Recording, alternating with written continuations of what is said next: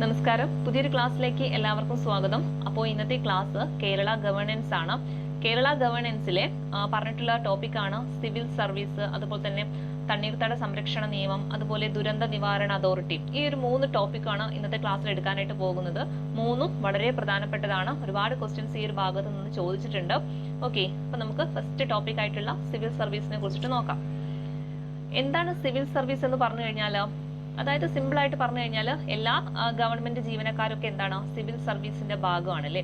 അതായത് നമ്മുടെ കേന്ദ്ര ഗവൺമെന്റിന്റെയും അതുപോലെ തന്നെ സംസ്ഥാന ഗവൺമെന്റിന്റെയും കീഴിൽ പ്രവർത്തിക്കുന്ന മുഴുവൻ ഉദ്യോഗസ്ഥരും, അതുപോലെ തന്നെ നമ്മുടെ പൊതുമേഖലാ സ്ഥാപനങ്ങളിലെ ഉദ്യോഗസ്ഥരൊക്കെ ഉൾപ്പെടുന്നതാണ് എന്താ നമ്മുടെ ഇന്ത്യൻ സിവിൽ സർവീസ് എന്ന് പറയുന്നത്. ഓക്കെ, എന്താണ് ഇന്ത്യൻ സിവിൽ സർവീസ് എന്ന് പറഞ്ഞു കഴിഞ്ഞാൽ കേന്ദ്ര ഗവൺമെന്റിന്റെയും അതുപോലെ സംസ്ഥാന ഗവൺമെന്റിന്റെയും പിന്നെ എന്താണ് നമ്മുടെ പൊതുമേഖലാ സ്ഥാപനങ്ങളിലൊക്കെ പ്രവർത്തിക്കുന്ന ഉദ്യോഗസ്ഥരൊക്കെ എന്തിന്റെ ഭാഗമാണ്? ഇന്ത്യൻ സിവിൽ സർവീസിന്റെ ഭാഗമാണ്.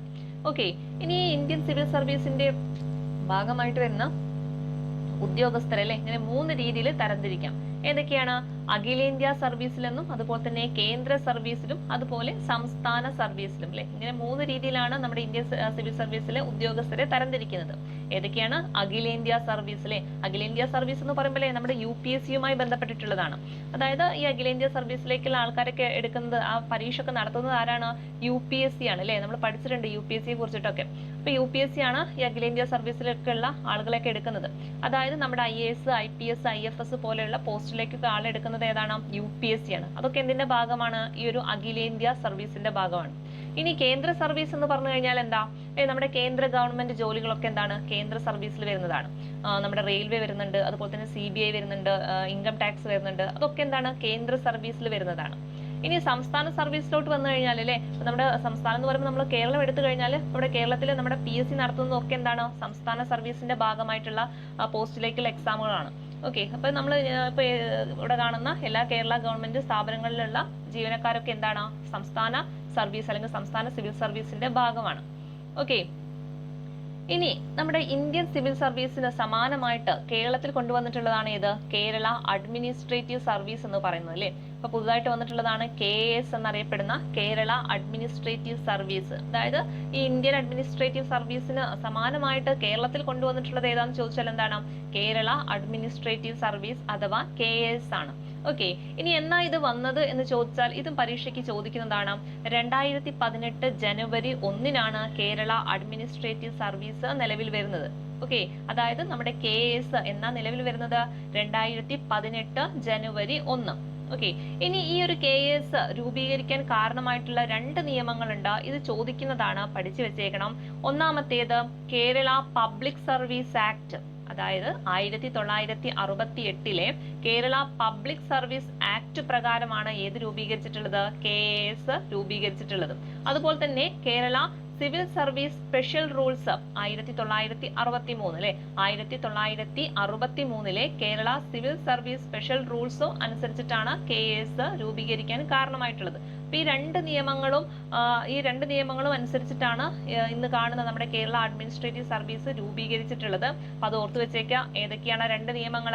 1968 ഒന്ന് 68 ഒന്ന് 63. 68 എന്താണ്? കേരള പബ്ലിക് സർവീസ് ആക്ട് ആണ് അല്ലെ. അപ്പൊ എന്താണ് കേരള പബ്ലിക് സർവീസ് ആക്ട്? 1968. ഇനി Kerala civil service special rule എന്നാന്ന് ചോദിച്ചാൽ അതെന്താണ്? 1963. അപ്പൊ ഈ 2 നിയമങ്ങളുടെ അടിസ്ഥാനത്തിലാണ് ഇന്ന് നമ്മുടെ കേരള അഡ്മിനിസ്ട്രേറ്റീവ് സർവീസ് നിലവിൽ വന്നിട്ടുള്ളത്. ഓക്കെ, ഇനി ഈ ഉദ്യോഗസ്ഥരുമായി ബന്ധപ്പെട്ട് പറയുകയാണെങ്കിൽ നമുക്കറിയാം കേരളത്തിലെ ഏറ്റവും ഉയർന്ന സംസ്ഥാനത്ത്, അല്ലെങ്കിൽ നമ്മുടെ കേരളം എടുത്തു കഴിഞ്ഞാൽ ഈ സംസ്ഥാനത്തെ ഏറ്റവും ഉയർന്ന ഉദ്യോഗസ്ഥൻ എന്ന് ചോദിച്ചാൽ അതാരാണ്? അത് ചീഫ് സെക്രട്ടറിയാണ്. അതായത് നമ്മുടെ കേരള ഗവൺമെന്റ് ജോലിയിൽ അതിലെ ഏറ്റവും ഉയർന്ന ഉദ്യോഗസ്ഥൻ എന്ന് പറയുമ്പോൾ അതാരാണ്? അത് ചീഫ് സെക്രട്ടറിയാണ് കേട്ടോ. ഓർത്ത് വെച്ചേക്കാം, കേരള സംസ്ഥാനത്തെ ഏറ്റവും ഉയർന്ന ഉദ്യോഗസ്ഥൻ എന്നറിയപ്പെടുന്നത് ആരാണ്? ചീഫ് സെക്രട്ടറിയാണ്. ഇനി നമുക്ക് നമ്മുടെ ഭരണഘടനയുമായി ബന്ധപ്പെട്ട് 2 ആർട്ടിക്കിൾ നമ്മുടെ ഈ സിവിൽ സർവീസുമായി ബന്ധപ്പെട്ട് പഠിച്ചു വെച്ചേക്കണം. ഏതൊക്കെയാണ്? ഒന്ന് ആർട്ടിക്കിൾ 312 ആണ്, അതുപോലെ 315. 312 എന്തിനെ കുറിച്ചാണ് പറയുന്നത്? അഖിലേന്ത്യാ സർവീസിനെ കുറിച്ചിട്ടാണ്. ഓക്കെ, നമ്മുടെ UPSCയുമായി ബന്ധപ്പെട്ടിട്ടുള്ള കാര്യങ്ങളൊക്കെ പറയുന്നത് എവിടെയാണ്? ആർട്ടിക്കിൾ 312. ഇനി 315 നമ്മുടെ PSC യെ കുറിച്ചിട്ടൊക്കെ പറയുന്നത്, അതായത് സംസ്ഥാനങ്ങളിലെ PSC യെ കുറിച്ച് പറയുന്നത് ഏതിലാണ്? ആർട്ടിക്കിൾ 315 ആണ്. ഈ രണ്ട് ആർട്ടിക്കിളും നിർബന്ധമായിട്ടും പഠിച്ചു വെച്ചേക്കണം. ഏതൊക്കെയാണ്? ആർട്ടിക്കിൾ 312 അതുപോലെ 315. 312 എന്താണ്? അഖിലേന്ത്യാ സർവീസ് ആണ് അല്ലെ. ആർട്ടിക്കിൾ 315 ആണെങ്കിൽ അത് നമ്മുടെ സംസ്ഥാന PSC അല്ലെങ്കിൽ സംസ്ഥാന പബ്ലിക് സർവീസ് കമ്മീഷൻ ആണ്. ഓക്കെ, ഇനി എൻ ഗ്ലാഡൻ പറഞ്ഞിട്ടുള്ള ഒരു വാക്കുണ്ട്, നമ്മുടെ ടെക്സ്റ്റ് ബുക്കിൽ ഉള്ളതാണ്. ഈ ഒരു സിവിൽ സർവീസുമായി ബന്ധപ്പെട്ടിട്ട് എന്താണ്? പൊതുഭരണം എന്നാൽ ഗവൺമെന്റ് ഭരണത്തെ സംബന്ധിക്കുന്നത് എന്ന് പറഞ്ഞത് ആരാണെന്ന് ചോദിച്ചാൽ അതാരാണ്? എൻ ഗ്ലാഡൻ ആണ് കേട്ടോ. പഠിച്ചു വെച്ചേക്കണം, ടെക്സ്റ്റ് ബുക്കിൽ ഉള്ളതാണ്. ഒരുപാട് തവണ റിപ്പീറ്റ് ചെയ്ത് ചോദിച്ചൊരു ക്വസ്റ്റ്യനും കൂടിയാണ്. എന്താണ് പറഞ്ഞിട്ടുള്ളത്? എൻ ഗ്ലാഡന് പൊതുഭരണം എന്നാൽ ഗവൺമെന്റ് ഭരണത്തെ സംബന്ധിക്കുന്നത് എന്ന് പറഞ്ഞത് ആരാണ്? എൻ ഗ്ലാഡൻ ആണ്. ഓക്കെ, അപ്പൊ ഇത്രയാണ് നമ്മുടെ ഈ ഒരു സിവിൽ സർവീസുമായി ബന്ധപ്പെട്ട് അറിഞ്ഞിരിക്കേണ്ട ഏറ്റവും പ്രധാനപ്പെട്ട വസ്തുതകൾ എന്ന് പറയുന്നത്. കൃത്യമായിട്ട് പഠിച്ചു വെച്ചേക്കുക. എന്താണ് അപ്പോൾ ഇന്ത്യൻ സിവിൽ സർവീസ് എന്ന് പറഞ്ഞാൽ? അതായത് നമ്മുടെ കേന്ദ്ര ഗവൺമെന്റിലെയും സംസ്ഥാന ഗവൺമെന്റിലെയും അതുപോലെ പൊതുമേഖലാ സ്ഥാപനങ്ങളിലൊക്കെ പണിയെടുക്കുന്ന നമ്മുടെ ഉദ്യോഗസ്ഥരൊക്കെ എന്താണ്? ഇന്ത്യൻ സിവിൽ സർവീസിന്റെ ഭാഗമാണ്. അതിൽ തന്നെ ആ ഉദ്യോഗസ്ഥരെ നമുക്ക് 3 രീതിയിലാണ് തരംതിരിക്കുന്നത്. അഖിലേന്ത്യാ സർവീസിലുള്ള ആൾക്കാരുണ്ട്, അതുപോലെ തന്നെ കേന്ദ്ര സർവീസിൽ വരുന്നുണ്ട്, പിന്നെ നമ്മുടെ സംസ്ഥാന സർവീസിൽ വരുന്നുണ്ട് അല്ലെ. അഖിലേന്ത്യാ സർവീസ് എന്ന് പറയുമ്പോൾ അവിടെ UPSC നടത്തുന്ന പരീക്ഷകളായിരിക്കും. IAS, IPS, IFS തുടങ്ങിയ പോസ്റ്റ് ഒക്കെ ഏതിലാ വരുന്നത്? അഖിലേന്ത്യാ സർവീസിന്റെ ഭാഗമാണ്. എന്നാൽ കേന്ദ്ര സർവീസിന്റെ ഭാഗമാണ് നമ്മുടെ കേന്ദ്ര സർക്കാർ ജോലിക്കാരൊക്കെ അല്ലെ. അതായത് ഇപ്പൊ നമ്മുടെ റെയിൽവേയിൽ വരുന്നുണ്ട്, CBI വരുന്നുണ്ട്, ഇൻകം ടാക്സ് വരുന്നുണ്ട്. അങ്ങനെയുള്ളതൊക്കെ എന്താണ്? കേന്ദ്ര സർവീസിന്റെ ഭാഗമാണ്. പിന്നെ സംസ്ഥാന സർവീസ് എന്ന് പറയുമ്പോൾ ഇവിടെ കാണുന്ന നമ്മുടെ സംസ്ഥാനത്ത് കാണുന്ന അല്ലെങ്കിൽ നമ്മുടെ കേരളത്തിൽ കാണുന്ന ഇപ്പോൾ അല്ലെ കേരള സർക്കാർ സ്ഥാപനങ്ങളൊക്കെ വരുന്നുണ്ട് അല്ലെ. അവിടെ കേരള സർക്കാരിന്റെ സ്കൂളുകൾ വരുന്നുണ്ട്, അതുപോലെ സർക്കാർ ആശുപത്രികൾ വരുന്നുണ്ട്, അതുപോലെ നമ്മുടെ തദ്ദേശ സ്വയംഭരണ സ്ഥാപനങ്ങളിൽ ഉദ്യോഗസ്ഥർ വരുന്നുണ്ട്. ഇവരൊക്കെ എന്താണ്? സംസ്ഥാന സർവീസിന്റെ ഭാഗമായിട്ടുള്ള ഉദ്യോഗസ്ഥരാണ്. അപ്പൊ അതൊക്കെ ഒന്ന് മനസ്സിലാക്കി വെക്കുക. ഇത് ചോദിക്കുന്നതാണ്, എക്സാമ്പിൾ ആയിട്ട് ചോദിക്കും. പിന്നെ നമ്മൾ പഠിച്ചത് കേരള അഡ്മിനിസ്ട്രേറ്റീവ് സർവീസിനെ കുറിച്ചിട്ടാണ് അല്ലെ. അതെങ്ങനെയാ വന്നത്? ഇന്ത്യൻ അഡ്മിനിസ്ട്രേറ്റീവ് സർവീസിന് പകരമായിട്ട് കേരളത്തിൽ കൊണ്ടുവന്നതാണ് ഏത്? കേരള അഡ്മിനിസ്ട്രേറ്റീവ് സർവീസ് എന്ന് പറയുന്നത്, അല്ലെങ്കിൽ KAS എന്ന് പറയുന്നത്. അത് എന്നാണ് നിലവിൽ വന്നത് ചോദിച്ചാൽ 2018 ജനുവരി 1 പഠിച്ചു വെച്ചേക്കണം. എന്നാണ്? 2018 ജനുവരി 1. ഇനി ഇത് ഈ ഒരു KAS നിലവിൽ വരാൻ കാരണമായിട്ടുള്ള 2 നിയമങ്ങളുണ്ട്. ഏതൊക്കെയാണ്? ഒന്ന് 1968 63 ഉണ്ട് അല്ലെ. 68 ഏതാണ്? നമ്മുടെ ആക്ട് ആണ്, കേരള പബ്ലിക് സർവീസ് ആക്ട് ആണ് 68 അതുപോലെ 63 ഏതാണ്? ഒരു റൂൾ ആണ് അല്ലെ, Kerala civil service special rule ആണ്. ഇത് രണ്ടും പ്രകാരമാണ് ഈ ഒരു KAS ഒക്കെ നിലവിൽ വരാൻ കാരണമായിട്ടുള്ളത്. ഇനി നമ്മൾ കേരള സംസ്ഥാനത്തെ ഏറ്റവും ഉയർന്ന ഉദ്യോഗസ്ഥൻ അല്ലെങ്കിൽ ഗവൺമെന്റ് ഉദ്യോഗസ്ഥൻ എന്ന് ചോദിച്ചാൽ അത് ചീഫ് സെക്രട്ടറി ആണ് കേട്ടോ. ആരാണ്? ചീഫ് സെക്രട്ടറി ആണ്. പിന്നെ നമ്മൾ 2 ആർട്ടിക്കിൾ ആണ് പഠിച്ചത്. ഏതൊക്കെയാണത്? ഭരണഘടനയിലെ ആർട്ടിക്കിൾ 312 അതുപോലെ 315. 312 ആണെങ്കിൽ അഖിലേന്ത്യാ സർവീസിനെ കുറിച്ചിട്ടാണ് പറയുന്നത്. 315 ആണെങ്കിലോ നമ്മുടെ കേരള PSC അല്ലെ. കേരള PSC എന്നല്ല, സംസ്ഥാനത്തുള്ള PSCകൾ. ഇപ്പൊ ഓരോ സംസ്ഥാനത്തും PSCകൾ ഉണ്ടാവും. അപ്പൊ അതുപോലെയുള്ള PSCനെ കുറിച്ച് പറയുന്ന ആർട്ടിക്കിൾ ചോദിച്ചാൽ അതേതാണ്? 315 ആണ്. പിന്നെന്താ? പൊതുഭരണം എന്നാൽ ഗവൺമെന്റ് ഭരണത്തെ സംബന്ധിക്കുന്നത് എന്ന് പറഞ്ഞത് ആരാന്ന് ചോദിച്ചുള്ളത് ആരാണ്? എൻ ഗ്ലാഡൻ ആണ്. ഓക്കെ, ഇത്രയാണ് നമ്മുടെ സിവിൽ സർവീസുമായി ബന്ധപ്പെട്ട് അറിഞ്ഞിരിക്കേണ്ട ഏറ്റവും പ്രധാനപ്പെട്ട വസ്തുതകൾ എന്ന് പറയുന്നത്. ഒക്കെ സ്കിപ്പ് ചെയ്യാതെ പഠിക്കാം. ഇനി നമുക്ക് അടുത്ത ടോപ്പിക്കിലോട്ട് പോകാം. അടുത്ത ടോപ്പിക് എന്ന് പറയുന്നത് ദുരന്ത നിവാരണമാണ്. ഓക്കെ, ഇപ്പൊ ദുരന്ത നിവാരണം അല്ലെ. അപ്പൊ ദുരന്തം എന്ന് പറഞ്ഞു കഴിഞ്ഞാൽ എന്താ? ദുരന്തം എന്ന് പറഞ്ഞു കഴിഞ്ഞാലല്ലേ അപ്രതീക്ഷിതമായി വന്നിട്ട് എല്ലാ നാശനഷ്ടങ്ങളൊക്കെ ഉണ്ടാക്കി പോകുന്നതൊക്കെ എന്താ? ദുരന്തങ്ങളാണ് അല്ലെ. അപ്പൊ ഈ ദുരന്തങ്ങളൊക്കെ ലഘൂകരിക്കുന്നതിനും അതുമായി ബന്ധപ്പെട്ടിട്ടുണ്ടാവുന്ന ഒരുപാട് നാശനഷ്ടങ്ങളൊക്കെ ഒന്ന് ലഘൂകരിക്കുന്നതിനൊക്കെ വേണ്ടിയിട്ട്, അല്ലെങ്കിൽ അതുമായി ബന്ധപ്പെട്ടിട്ടുണ്ടായ നഷ്ടങ്ങൾ ഉണ്ടായിട്ടുള്ള ജനങ്ങളെ അവരെ എന്ത് ചെയ്യാം, സാമ്പത്തികമായിട്ടൊക്കെ ഒന്ന് സഹായിക്കുന്നതിനും എല്ലാത്തിനും വേണ്ടിയിട്ട് കൊണ്ടുവന്നിട്ടുള്ളതാണ് എന്ത്? ദുരന്ത നിവാരണം എന്ന് പറയുന്ന ഒരു നിയമം. ഓക്കെ, ഇനി ഇവിടെ നമ്മൾ പഠിച്ചു വെച്ചേക്കേണ്ടത് എന്തൊക്കെയാണ് ഈ ദുരന്തങ്ങളിൽ ഉൾപ്പെടുന്നത് എന്ന് അറിയണം അല്ലെ. അപ്പൊ ദുരന്തം എന്ന് പറയുമ്പോൾ ഏതൊക്കെ രീതിയിലാണ് ദുരന്തങ്ങൾ ഉണ്ടാവുന്നത് എന്ന് അറിയണം. ഓരോന്നായിട്ട് നോക്കാം. ഒന്നാമത്തേത് ജലവും കാലാവസ്ഥയുമായി ബന്ധപ്പെട്ടിട്ടുള്ള ദുരന്തങ്ങളാണ്. ഓക്കെ, അപ്പൊ ഒന്നാമത്തെ ദുരന്തം എന്ന് പറയുന്നത് എന്താ? ജലവും കാലാവസ്ഥയുമായി ബന്ധപ്പെട്ടിട്ടുള്ളതാണ് അല്ലെ. അപ്പൊ അങ്ങനെ പറയുമ്പോൾ ജലവും കാലാവസ്ഥയുമായി ബന്ധപ്പെട്ട് ഉള്ള ദുരന്തങ്ങൾ ഏതൊക്കെയാ വരിക? ഒന്ന് ആലോചിച്ചാൽ മതില്ലേ. ജലവുമായി ബന്ധപ്പെട്ട് നമുക്ക് പെട്ടെന്ന് എന്താ മനസ്സിൽ വരുന്നത്? വെള്ളപ്പൊക്കമാണ് അല്ലെ. അപ്പൊ വെള്ളപ്പൊക്കം വരും. അപ്പൊ ജലവും കാലാവസ്ഥയുമായി ബന്ധപ്പെട്ട ദുരന്തത്തിൽ ഒന്നാണ് ഇത് വെള്ളപ്പൊക്കം എന്ന് പറയുന്നത്. അതുപോലെ തന്നെ അല്ലെ കാലാവസ്ഥയുമായി ബന്ധപ്പെട്ടിട്ട് വരുന്നതാണ് നമ്മുടെ കൊടുങ്കാറ്റ്, അതുപോലെ തന്നെ ഇടിമിന്നൽ അല്ലെ. ഇടിമിന്നലും എന്താണ്? ഒരു ദുരന്തമാണ് കേട്ടോ. അത് മനസ്സിലാക്കി വെക്കാൻ ഒരു പ്രാവശ്യം പരീക്ഷയ്ക്ക് ചോദിച്ചതാണ് ഇടിമിന്നൽ എക്സാമ്പിൾ ആയിട്ട്. അപ്പൊ ഇടിമിന്നൽ എന്ന് പറയുന്നതും എന്താണ് അല്ലെ, ഒരു ദുരന്തമാണ്. അതുപോലെ തന്നെ നമ്മൾ പറഞ്ഞില്ലേ കൊടുങ്കാറ്റുകൾ, അതൊക്കെ എന്താണ് ഈ ഒരു ജലവും കാലാവസ്ഥയുമായി ബന്ധപ്പെട്ടുണ്ടാവുന്ന ദുരന്തങ്ങളാണ്. ഇനി അടുത്തത് ഭൗമഘടനയുമായി ബന്ധപ്പെട്ടുണ്ടാവുന്ന ദുരന്തങ്ങളാണ് അല്ലെ. ഭൗമഘടന എന്ന് പറയുമ്പോൾ എന്താ, നമ്മുടെ ഭൂമിയുടെ ഘടനയുമായി ബന്ധപ്പെട്ടിട്ട് എന്തെങ്കിലുമൊക്കെ ദുരന്തം ഉണ്ടാവുന്നുണ്ട് അല്ലെ. ഏതാണ് നമ്മുടെ ഏത് വരുന്നുണ്ട്, എർത്തുക്യൊക്കെ വരുന്നുണ്ട് അല്ലെ. അതുപോലെ തന്നെ സുനാമി, ഭൂകമ്പം, അതുപോലെ തന്നെ സുനാമി ഒക്കെ എന്തുമായി ബന്ധപ്പെട്ട് വരുന്നതാണ്. അപ്പൊ ഭൂകമ്പം വരും, അതുപോലെ തന്നെ സുനാമി അല്ലെ, സുനാമി അതൊക്കെ ഭൗമഘടനയുമായി ബന്ധപ്പെട്ട് വരുന്നതാണ്. ഇനി അടുത്തത് വ്യവസായിക ആണവ ദുരന്തങ്ങളാണ്. അതായത് വ്യവസായശാലകളിൽ നിന്നൊക്കെ എന്തെങ്കിലുമൊക്കെ ചോർച്ചകൾ സംഭവിച്ചിട്ടുണ്ടാവുന്ന വലിയ വലിയ ദുരന്തങ്ങൾ ഉണ്ടാവും അല്ലെ. നമ്മുടെ ഭോപ്പാൽ ദുരന്തമൊക്കെ അതിനൊരു എക്സാമ്പിൾ ആണ്. അതൊക്കെ ഏതിന്റെ കാറ്റഗറിയിൽ വരുന്നതാണ്, വ്യവസായിക ആണവ ദുരന്തങ്ങളിൽ വരുന്നതാണ്. ഓക്കെ. ഇനി അടുത്തത് ജൈവാവസ്ഥയുമായി ബന്ധപ്പെട്ടവ അല്ലെ. ഈ ഒരു ജൈവാവസ്ഥയുമായി ബന്ധപ്പെട്ടവയിൽ വരുന്നതാണ് നമ്മുടെ പകർച്ചവ്യാധികളൊക്കെ. ഓക്കെ, ഏതാണ് പകർച്ചവ്യാധികളൊക്കെ ഏതിൽ വരുന്നതാണ്, ഈ ഒരു ജൈവാവസ്ഥയുമായി ബന്ധപ്പെട്ടല്ലേ. നമ്മളെ ഈ കൊറോണ വൈറസ് ഒക്കെ വരുന്നത് ഈ ഒരു ജൈവാവസ്ഥയുമായി ബന്ധപ്പെട്ടിട്ടുണ്ടായതാണെന്ന് ആലോചിക്കുക. അതുപോലെ തന്നെ മറ്റു രീതിയിലുള്ള അപകടങ്ങൾ അല്ലെ, അപകട ദുരന്തങ്ങൾ. മറ്റ് അപകട ദുരന്തങ്ങൾ എന്ന് പറയുമ്പോൾ വേറെ രീതിയിൽ എങ്ങനെയൊക്കെയാണ് ദുരന്തങ്ങൾ ഉണ്ടാവുന്നത് അല്ലെ. വലിയ സ്ഫോടനം, അതുപോലെ തന്നെ എന്തെങ്കിലും സ്ഫോടനം, തീപിടുത്തം അല്ലെ, അതൊക്കെ എന്താണ് മറ്റൊരു രീതിയിലുള്ള അപകടങ്ങളാണ്. അപ്പൊ അതൊക്കെ ഒന്ന് ഓർത്ത് വെച്ചേക്കാം. അപ്പൊ ഇങ്ങനെ 5 രീതിയിലാണ് നമ്മുടെ ദുരന്തങ്ങളെ ക്ലാസിഫൈ ചെയ്തിട്ടുള്ളത്. ഓരോന്നായിട്ട് പറയാം. ഒന്ന് ജലവും കാലാവസ്ഥയുമായി ബന്ധപ്പെട്ടവ, രണ്ടാമത്തേത് ഭൗമഘടനയുമായി ബന്ധപ്പെട്ടവ, മൂന്നാമത്തേത് വ്യാവസായിക ആണവ ദുരന്തങ്ങളാണ്.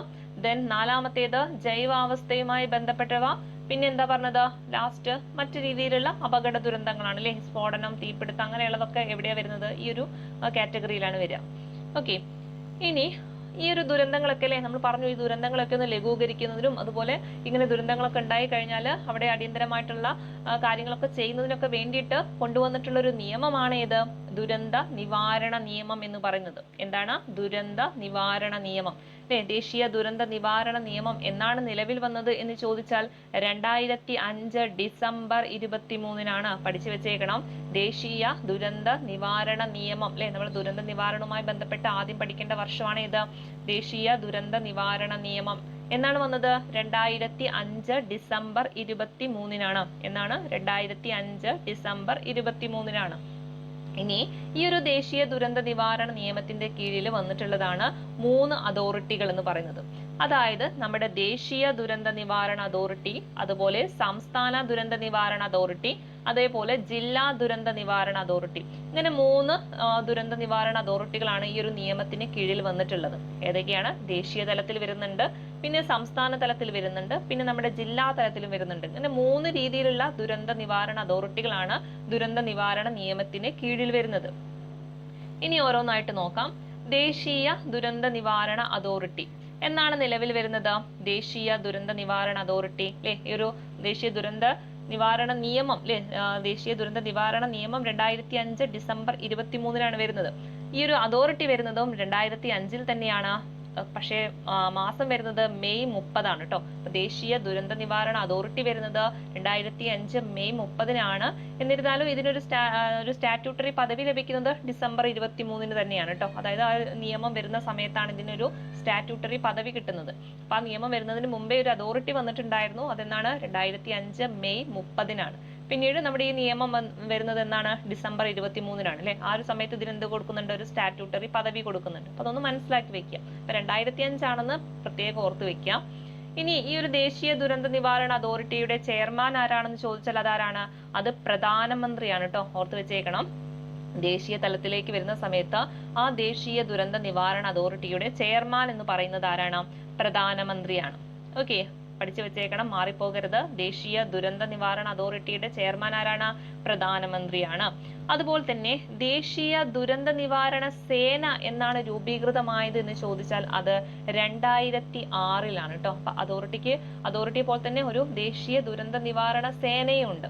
ഓക്കെ, അപ്പൊ ദേശീയ ദുരന്ത നിവാരണ സേന അല്ലെ, അതായത് ഇങ്ങനെയുള്ള ദുരന്തങ്ങൾ നടക്കുന്ന സമയത്ത് അവിടേക്ക് ഓടിച്ചെല്ലാൻ വേണ്ടിയിട്ടുള്ള ഒരു കൂട്ടം സേനകളാണ് അല്ലെ. അപ്പൊ അവരെ ആ ഒരു സേനയെ രൂപം കൊണ്ടിട്ടുള്ള വർഷം എന്ന് ചോദിച്ചാൽ അത് 2006 അല്ലെ. ദേശീയ ദുരന്ത നിവാരണ സേന. ഓക്കെ, അതായത് NDRF എന്ന് പറയും. അപ്പൊ national disaster response force, okay, അത് ഓർത്ത് വെച്ചേക്കണം. നാഷണൽ ഡിസാസ്റ്റർ റെസ്പോൺസ് ഫോഴ്സ് എന്നാണ് 2006 അല്ലെ. അപ്പൊ അതോറിറ്റി 2005 വരുന്നു. തൊട്ടടുത്ത വർഷമായിട്ടുള്ള 2006 ദേശീയ ദുരന്ത നിവാരണ സേന നിലവിൽ വരുന്നത്.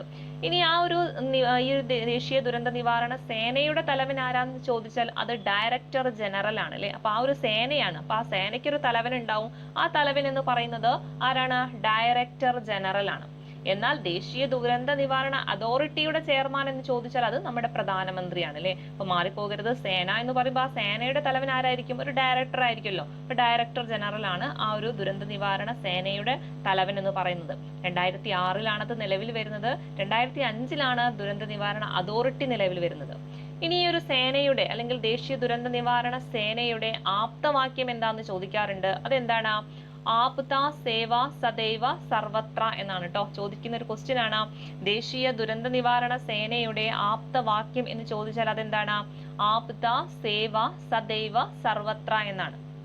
ഓക്കെ, അപ്പൊ ഇത്രയും കാര്യം എന്ത് ചെയ്യണം? ദേശീയ ദുരന്ത നിവാരണ അതോറിറ്റിയുമായി പഠിച്ചു വെച്ചേക്കണം. അപ്പൊ എന്നാ വന്നത്? 2005 മെയ് 30 അതുപോലെ അതിന്റെ ചെയർമാൻ എന്ന് പറയുന്നത് പ്രധാനമന്ത്രിയാണ്. ദേശീയ ദുരന്ത നിവാരണ സേന എന്ന നിലവിൽ വന്നത് 2006 അതിന്റെ തലവൻ ആരാണെന്ന് ചോദിച്ചാൽ അതൊരു ഡയറക്ടർ ജനറൽ ആണ്. ഇനി ഇവരുടെ ആപ്തവാക്യം ചോദിച്ചാൽ അതെന്താണ്? ആപ്ത സേവ സദൈവ സർവത്ര എന്നാണ്.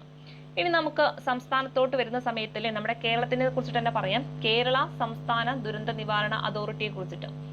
ഇനി കേരള സംസ്ഥാന ദുരന്ത നിവാരണ അതോറിറ്റി എന്നാണ് വന്നത് എന്ന് ചോദിച്ചാൽ അത് 2007 ഓക്കെ, നമുക്കൊരു ഓർഡറിൽ നിങ്ങൾ പഠിച്ചു പോവാം. 2005, 2006, ഇപ്പൊ പറഞ്ഞത് എന്താണ്? 2007 അല്ലെ. 2005 എന്താണ്? ദേശീയ ദുരന്ത നിവാരണ അതോറിറ്റിയാണ് വരുന്നത്. 2006 ആണെങ്കിൽ അവരുടെ ദേശീയ ദുരന്ത നിവാരണ സേനയാണ് വരുന്നത് അല്ലെ. പിന്നീട് 2007 നമ്മുടെ കേരള സംസ്ഥാന ദുരന്ത നിവാരണ അതോറിറ്റി വരുന്നത്. അതെന്നാണ്? 2007 മെയ് 4 കേട്ടോ. ഈ ഒരു മാസവും ഡേറ്റും പഠിക്കണം. 2007 മെയ് 4 കേരള സംസ്ഥാന ദുരന്ത നിവാരണ അതോറിറ്റി നിലവിൽ വരുന്നത്. ഇനി ഇവിടെ ചോദിക്കാറുള്ള ഒരു പോയിന്റ് ആണ്, ദുരന്ത നിവാരണ അതോറിറ്റി ആരംഭിച്ച ആദ്യ സംസ്ഥാനം എന്ന് ചോദിച്ചാൽ അതും നമ്മുടെ കേരളമാണ്. എന്താണ് ക്വസ്റ്റ്യൻ? ദുരന്ത നിവാരണ അതോറിറ്റി ആരംഭിച്ച ഇന്ത്യയിലെ ആദ്യ സംസ്ഥാനം ഏതാന്ന് ചോദിച്ചാൽ അത് ഏതാണ്? അത് നമ്മുടെ കേരളമാണ്. അതും പഠിച്ചു വെച്ചേക്കണം. ഇനി ഈ ഒരു കേരള സംസ്ഥാന ദുരന്ത നിവാരണ അതോറിറ്റിയുടെ ചെയർമാൻ ആരാണെന്ന് ചോദിച്ചാൽ അതാരാണ്? അത് മുഖ്യമന്ത്രിയാണ് അല്ലെ. അപ്പൊ ദേശീയ തലത്തിൽ വരുന്ന സമയത്ത് അവിടെ ആരാളുള്ളത്? പ്രധാനമന്ത്രിയാണ്. നമ്മുടെ സംസ്ഥാനത്തിലോട്ട് വരുന്ന സമയത്തിലെ സംസ്ഥാനങ്ങളിൽ ആരാവണം? അവിടുത്തെ ചെയർമാൻ എന്ന് പറയുന്നത് മുഖ്യമന്ത്രിയാണ് അല്ലെ. അപ്പൊ മുഖ്യമന്ത്രിയാണ് നമ്മുടെ കേരള സംസ്ഥാന ദുരന്ത നിവാരണ അതോറിറ്റിയുടെ ചെയർമാൻ എന്ന് പറയുന്നത്. ഇനി വൈസ് ചെയർമാൻ അല്ലെ, ചെയർമാന്റെ കൂടെ തന്നെ ഓർത്തിരിക്കേണ്ടതാണ് വൈസ് ചെയർമാൻ എന്ന് പറയുന്നത്. അതാരായിരിക്കും? അത് റവന്യൂ മന്ത്രിയാണ് കേട്ടോ. ചോദിക്കുന്ന ക്വസ്റ്റ്യൻ ആണ്. കേരള സംസ്ഥാന ദുരന്ത നിവാരണ അതോറിറ്റിയുടെ വൈസ് ചെയർമാൻ എന്ന് പറയുന്നത് റവന്യൂ മന്ത്രിയാണ് അല്ലെ. നമുക്കറിയാം ദുരന്തമാണ് സംഭവിക്കുന്ന, ഒരുപാട് സാമ്പത്തികമായിട്ടൊക്കെ നാശനഷ്ടങ്ങൾ സംഭവിക്കുന്നതാണ് അല്ലെ. അപ്പൊ അതുകൊണ്ട് തന്നെ മുഖ്യമന്ത്രിന്റെ കൂടെ ആരും വരണം? റവന്യൂ മന്ത്രി ഉണ്ടാവണം. അപ്പൊ അങ്ങനെ ഓർത്ത് വെച്ചാൽ മതി. അപ്പൊ വൈസ് ചെയർമാൻ ആരാണ്? റവന്യൂ മന്ത്രിയാണ്. ഇനി കൺവീനർ അല്ലെ. കൺവീനർ ആയിട്ട് ആരാണ്? അഡീഷണൽ ചീഫ് സെക്രട്ടറി ആണ് കേട്ടോ. ഓർത്ത് വെച്ചേക്കണം. കൺവീനർ ആയിട്ട് ആരാണുള്ളത്? അഡീഷണൽ ചീഫ് സെക്രട്ടറി ആണ്. അതായത് നമ്മുടെ റവന്യൂ ദുരന്ത നിവാരണ വകുപ്പിന്റെ അഡീഷണൽ ചീഫ് സെക്രട്ടറി ആണ് കൺവീനർ ആയിട്ട് വരുന്നത്. ഇനി ഇവിടുത്തെ സിഇഒ എന്ന് പറയുന്നത് ആരാ ചോദിച്ചാൽ അത് സംസ്ഥാന ചീഫ് സെക്രട്ടറി ആണ് കേട്ടോ. ഇതും ചോദിക്കുന്നതാണ്.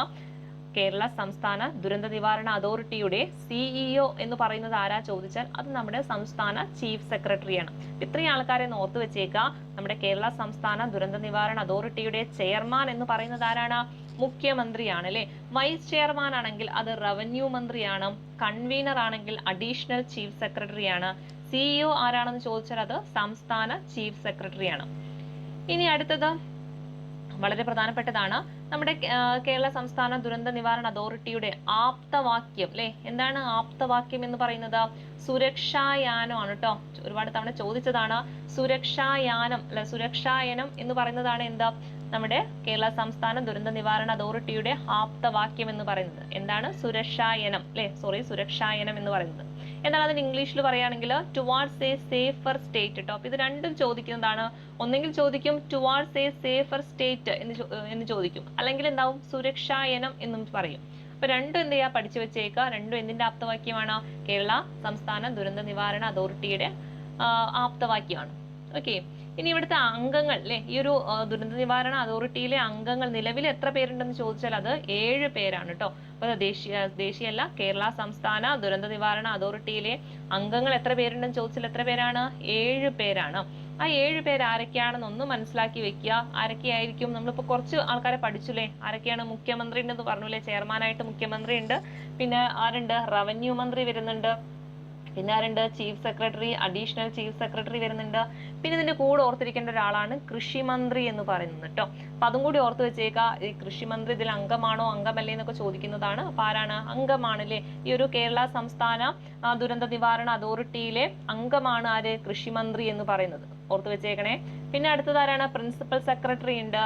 പിന്നെ ലാസ്റ്റ് വൺ നമ്മുടെ ഈ ഒരു ഇതിന്റെ ഒരു മേധാവി ഉണ്ടായിരിക്കും. അതായത് കേരള സ്റ്റേറ്റ് എമർജൻസി ഓപ്പറേഷൻ സെന്ററിന്റെ ഒരു മേധാവിയും കൂടി ഇതിലുണ്ടായിരിക്കും, ഈ ഒരു ദുരന്ത നിവാരണ അതോറിറ്റിയിൽ ഉണ്ടായിരിക്കും. ഇത്രയും ഈ ഒരു 7 പേരാണ് ഈ ഒരു ഗ്രൂപ്പിലുള്ളത്. അപ്പൊ ആരൊക്കെയാണ്? മുഖ്യമന്ത്രി വരുന്നുണ്ട്. പിന്നെ അതിന്റെ കൂടെ ആരുണ്ടായിരിക്കും? റവന്യൂ മന്ത്രി ഉണ്ടാവും. പിന്നെ നമ്മൾ ഓർത്തിരിക്കേണ്ടത് ആരാണ്? കൃഷി മന്ത്രിയാണ്. അപ്പൊ കൃഷി മന്ത്രിയും എവിടുത്തെ അംഗമാണ്? ഈ ഒരു കേരള സംസ്ഥാന ദുരന്ത നിവാരണ അതോറിറ്റിയിലെ അംഗമാണെന്ന് ഓർത്ത് വെക്കുക. പിന്നെ ചീഫ് സെക്രട്ടറി നമ്മൾ പറഞ്ഞു. അതുപോലെ തന്നെ അഡീഷണൽ ചീഫ് സെക്രട്ടറി ഉണ്ട്. പിന്നെ ഒരു പ്രിൻസിപ്പൽ സെക്രട്ടറി ഉണ്ട് അല്ലെ. അപ്പൊ 3 സെക്രട്ടറിമാർ അങ്ങനെ ഒറ്റയ്ക്ക് ഓർത്ത് വെച്ചാൽ മതി. Chief secretary, additional chief secretary, പിന്നെ പ്രിൻസിപ്പൽ സെക്രട്ടറി. ഓക്കെ. പിന്നെ ആരാളുള്ളത്? Kerala state emergency operation centre മേധാവി കൂടി ഉണ്ടാവും. ഇത്രയും 7 പേരാണ് നമ്മുടെ ഈ ഒരു ദുരന്ത നിവാരണ അതോറിറ്റിയിൽ ഉള്ളത്. ഓക്കെ. ഇനി എവിടെയാണ് ഇതിന്റെ ആസ്ഥാനം എന്ന് ചോദിച്ചു കഴിഞ്ഞാൽ നമ്മുടെ കേരള സംസ്ഥാന ദുരന്ത നിവാരണ അതോറിറ്റിയുടെ ആസ്ഥാനം എവിടെയാണ്? തിരുവനന്തപുരത്ത് ഒബ്സർവേറ്ററി ഹിൽസിലാണ് കേട്ടോ. ഓർത്ത് വെച്ചേക്കുക. എവിടെയാണ് ആസ്ഥാനം വരുന്നത്?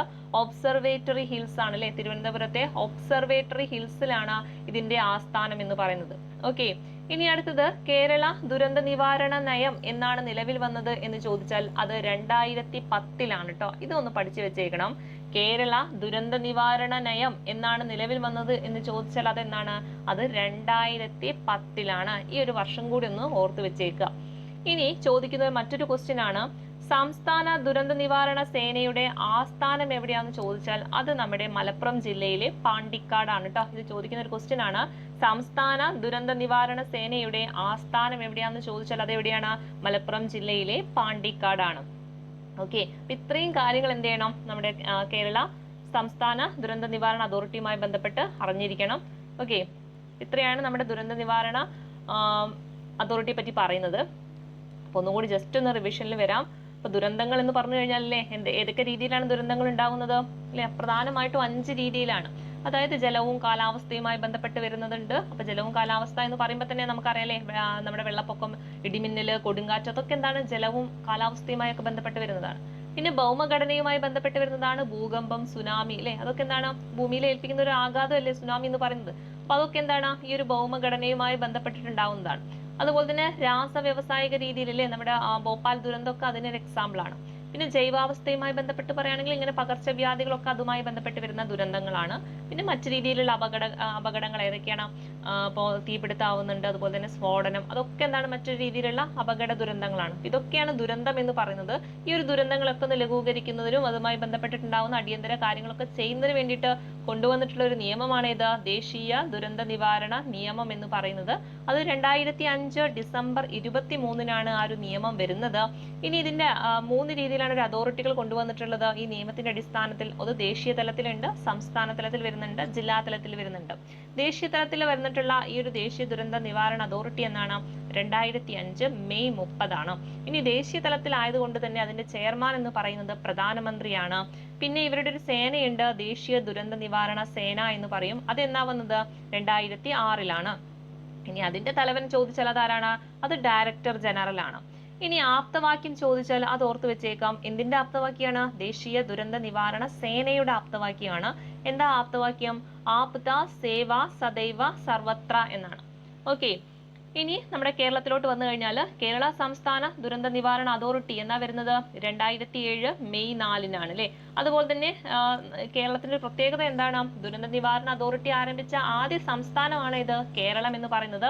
ഇനി ഇവിടുത്തെ മെമ്പേഴ്സിനെ കുറിച്ച് നോക്കാം. ഇതിന്റെ ചെയർമാൻ ആരാണെന്ന് ചോദിച്ചാൽ അത് മുഖ്യമന്ത്രിയാണ്. ദേശീയ തലത്തിൽ പ്രധാനമന്ത്രിയാണെങ്കിൽ നമ്മുടെ സംസ്ഥാന തലത്തിലോട്ട് വരുമ്പോൾ അതാരായി? മുഖ്യമന്ത്രിയായി. പിന്നെ വൈസ് ചെയർമാൻ ആയിട്ട് ആരുണ്ട്? റവന്യൂ മന്ത്രി ഉണ്ട് അല്ലെ. വൈസ് ചെയർമാൻ ആയിട്ട് റവന്യൂ മന്ത്രി ഉണ്ട്. പിന്നെ ആരാ വരുന്നത്? കൺവീനർ ആയിട്ട് അഡീഷണൽ ചീഫ് സെക്രട്ടറി വരുന്നുണ്ട്. സിഇഒ ആയിട്ട് സംസ്ഥാന ചീഫ് സെക്രട്ടറി വരുന്നുണ്ട്. ഇനി ആപ്തവാക്യം ചോദിച്ചാൽ അത് എന്താണ്? സുരക്ഷായനമാണ്, അല്ലെങ്കിൽ ടുവാർഡ്സ് എ സേഫർ സ്റ്റേറ്റ് എന്നും പറയും.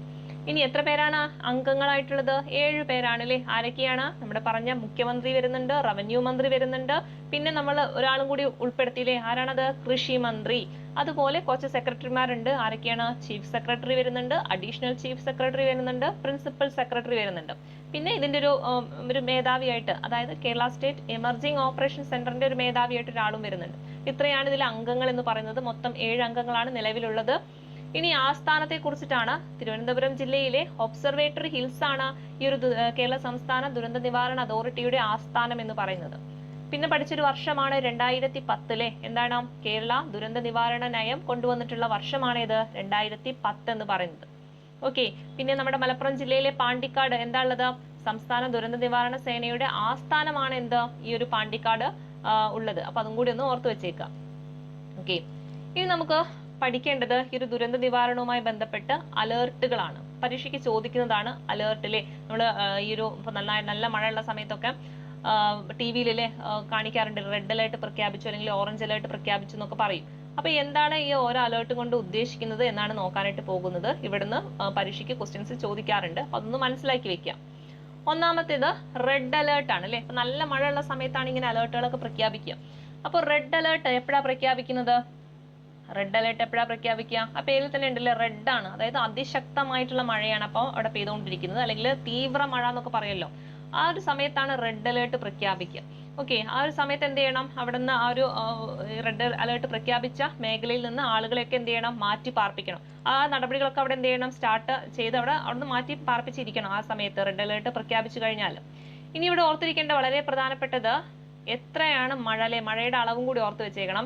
200, 204 അല്ലെങ്കിൽ ജസ്റ്റ് നിങ്ങൾ 200ന് മുകളിലാണെന്ന് ഓർത്ത് വെച്ചേക്കുക. 200 മുകളിൽ അല്ലെങ്കിൽ 200 മില്ലിമീറ്ററിന് മുകളിൽ മഴയുള്ള സമയങ്ങളിലാണ് റെഡ് അലേർട്ട് പ്രഖ്യാപിക്കുക. എത്രയാണ്?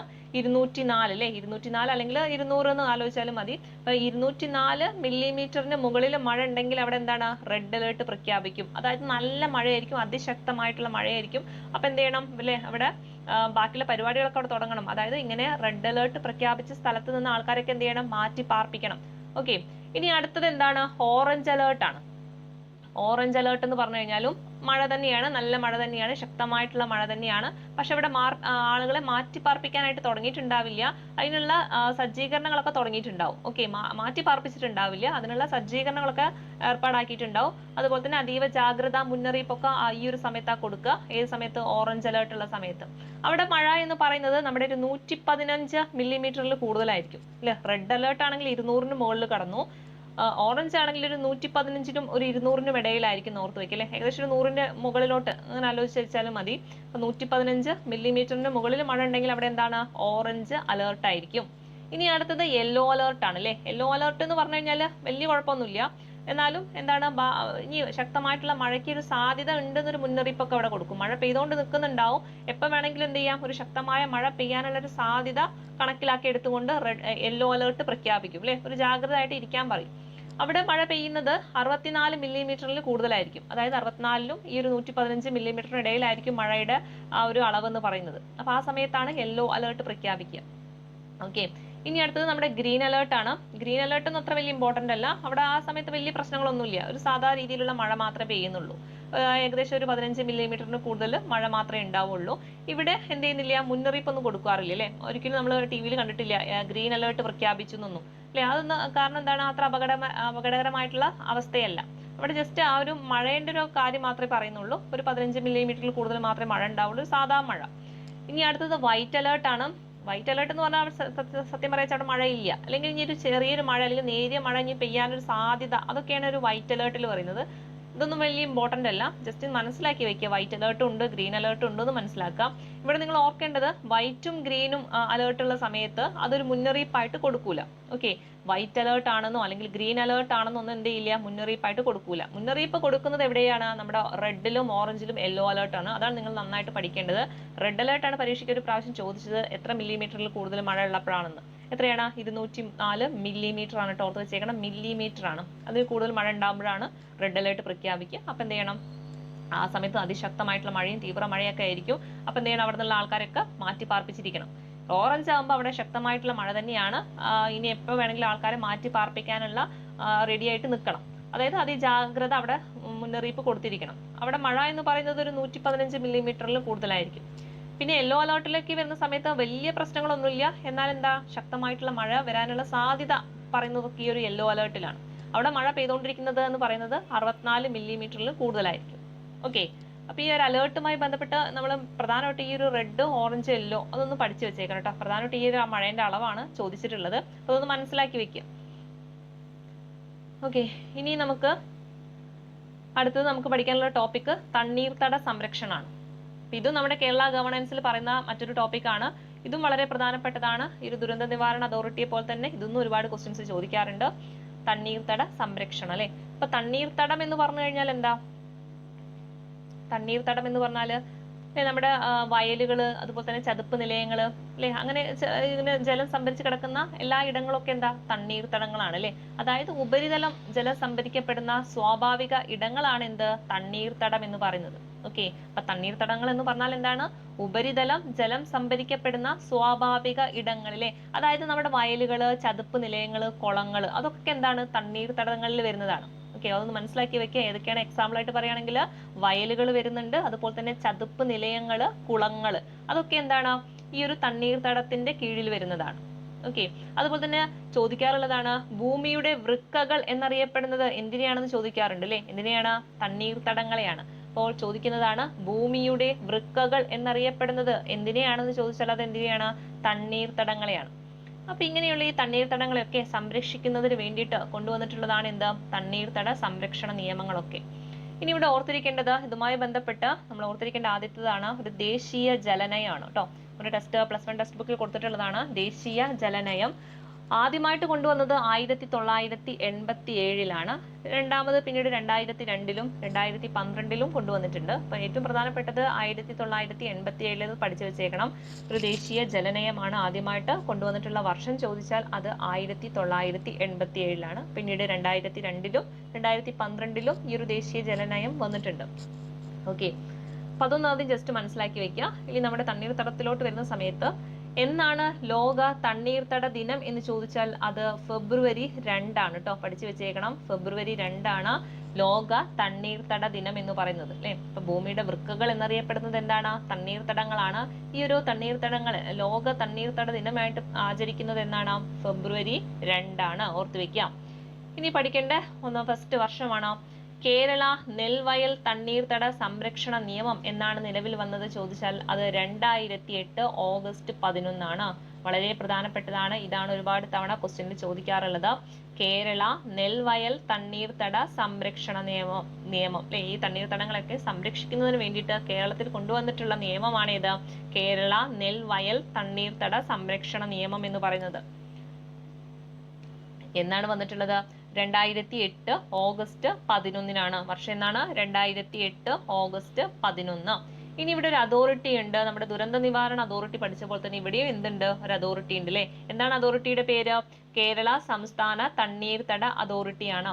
അതെന്നാ വന്നത് എന്ന് ചോദിച്ചാൽ അത് 2015 മെയ് 25 ഓർത്തു വെച്ചേക്കണം. 2015 മെയ് 25 ആദ്യമായിട്ട് ഒരു കേരള സംസ്ഥാന തണ്ണീർത്തട അതോറിറ്റി വരുന്നത്. അത് പിന്നീട് പരിഷ്കരിച്ചിട്ട് 2017 എന്ത് ചെയ്യുന്നുണ്ട്? ഒരു പരിഷ്കരിച്ച രൂപത്തിൽ വരുന്നുണ്ട്. അതെന്നാണ്? 2017. ഇപ്പൊ 2015 17 ഒന്ന് മനസ്സിലാക്കി വെക്കുക. ഇപ്പൊ കേരള സംസ്ഥാന തണ്ണീർത്തട അതോറിറ്റി ആദ്യമായിട്ട് വരുന്നത് എന്നാ ചോദിച്ചാൽ 2015 മെയ് 25. ഇനി അത് പരിഷ്കരിച്ചിട്ട് എന്നാ വരുന്നത് എന്ന് ചോദിച്ചാൽ അത് 2017. അപ്പൊ ഈ 3 വർഷം ഒന്ന് പഠിക്കാം. ഒന്നാമത്തെ വർഷം കേരള നെൽവയൽ തണ്ണീർത്തട സംരക്ഷണ നിയമം എന്നാണ് നിലവിൽ വന്നത്? 2008 ഓഗസ്റ്റ് 11. ഇനി എന്നാണ് കേരള സംസ്ഥാന തണ്ണീർത്തട അതോറിറ്റി എന്നാ വന്നത് എന്ന് ചോദിച്ചാൽ അത് 2015 മെയ് 25. അത് പരിഷ്കരിച്ച രൂപം 2017. ഓക്കെ, ഇനി ഇതിന്റെ ഈ ഒരു നമ്മളിപ്പോ ദുരന്ത നിവാരണ അതോറിറ്റിക്ക് പറഞ്ഞ ഘടന പോലെ തന്നെ ഈ ഒരു തണ്ണീർത്തട അതോറിറ്റിക്കും എന്തുണ്ട്? നമ്മുടെ കേരള സംസ്ഥാന തണ്ണീർത്തട അതോറിറ്റിക്കും ഒരു ഘടനയൊക്കെ ഉണ്ട് അല്ലെ. അതിൽ ചെയർമാൻ ഉണ്ട്, വൈസ് ചെയർമാൻ ഉണ്ട്, അതുപോലെ ഒരു മെമ്പർ സെക്രട്ടറി ഉണ്ട് കേട്ടോ. ഈ 3 പേര് എന്ത് ചെയ്യണം? പഠിച്ചു വെച്ചേക്കണം. ഇവിടെ ചെയർമാൻ എന്ന് പറയുന്നത് ആരാണ്? തണ്ണീർത്തടമാണ് അല്ലെ. അതുകൊണ്ട് തന്നെ പരിസ്ഥിതി വനം വകുപ്പ് മന്ത്രിയാണ് എന്തിന്റെ ചെയർമാൻ, ഈ ഒരു തണ്ണീർത്തട അതോറിറ്റിയുടെ ചെയർമാൻ എന്ന് പറയുന്നത് അല്ലെ. നമ്മുടെ കേരളത്തിലോട്ട് വരുന്ന സമയത്ത് അതിന്റെ ചെയർമാൻ എന്ന് പറയുമ്പോൾ ആരാണ്? പരിസ്ഥിതി അല്ലെങ്കിൽ വനം വകുപ്പ് മന്ത്രി ആയിരിക്കും ഇതിന്റെ ചെയർമാൻ. വൈസ് ചെയർമാൻ ആയിട്ട് ആരാ വരുന്നത് ചോദിച്ചാൽ അത് ചീഫ് സെക്രട്ടറി ആണ്. ആരാണ്? ചീഫ് സെക്രട്ടറി ആണ് തണ്ണീർത്തട അതോറിറ്റിയുടെ വൈസ് ചെയർമാൻ എന്ന് പറയുന്നത്. ഇനി മെമ്പർ സെക്രട്ടറി ഉണ്ട്, അതാരാന്ന് ചോദിച്ചു കഴിഞ്ഞാൽ ഇതുമായി ബന്ധപ്പെട്ടിട്ടുള്ള ഒരാളായിരിക്കും അല്ലെ. അതായത് director of environment and climate ചേഞ്ചിന്റെ ഡയറക്ടർ ആയിരിക്കും ആര്? Member secretary. അപ്പൊ ഈ 3 പേരെ പഠിച്ചു വെച്ചേക്കണം. തണ്ണീർത്തട അല്ലെ കേരള സംസ്ഥാന തണ്ണീർത്തട അതോറിറ്റിയുടെ ചെയർമാൻ എന്ന് പറയുന്നത് പരിസ്ഥിതി അല്ലെങ്കിൽ വനം വകുപ്പ് മന്ത്രിയാണ്. ഇനി വൈസ് ചെയർമാൻ എന്ന് പറയുന്നത് ആരാണ്? ചീഫ് സെക്രട്ടറി ആണ്. ആരാണ്? ചീഫ് സെക്രട്ടറി ആണ്. മെമ്പർ സെക്രട്ടറി ആരാണെന്ന് ചോദിച്ചത് ആരാണ്? അത് director of environment and climate change ആണ്. ഓക്കെ, ഇത്രയാണ് നമുക്ക് ഈ ഒരു തണ്ണീർത്തട അതോറിറ്റിയുമായി ബന്ധപ്പെട്ട് പഠിക്കാനുള്ളത്. ഒന്ന് ജസ്റ്റ് റിവിഷനിൽ വരാം. അപ്പൊ തണ്ണീർത്തട സംരക്ഷണം അല്ലെ, തണ്ണീർത്തടങ്ങളെയൊക്കെ, അതായത് തണ്ണീർത്തടം എന്ന് പറഞ്ഞാൽ എന്താ? ഈ ഉപരിതലം ജലം സംഭരിക്കപ്പെടുന്നതൊക്കെ എന്താണ്?